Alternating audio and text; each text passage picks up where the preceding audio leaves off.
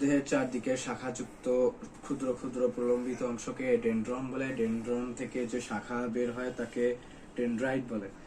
নিউরনের কোষদেহ থেকে একটি লম্বা স্নায়ুতন্তু পরবর্তী নিউরনের ডেনড্রাইটের সাথে যুক্ত থাকে, যাকে অ্যাক্সন বলে। একটি নিউরনের একটি মাত্র অ্যাক্সন থাকে। পরপর দুটি নিউরনের প্রথমটির অ্যাকশন এবং পরেরটির ডেনড্রাইটের মধ্যে একটি স্নায়ু সন্ধি গঠিত হয়। কারেন্টটা চলে গেল রে। এমনিতে পড়ার চাপ কভার করতে পারতেছে, তারপরে কারেন্টটা চলে গেল। সহ্য।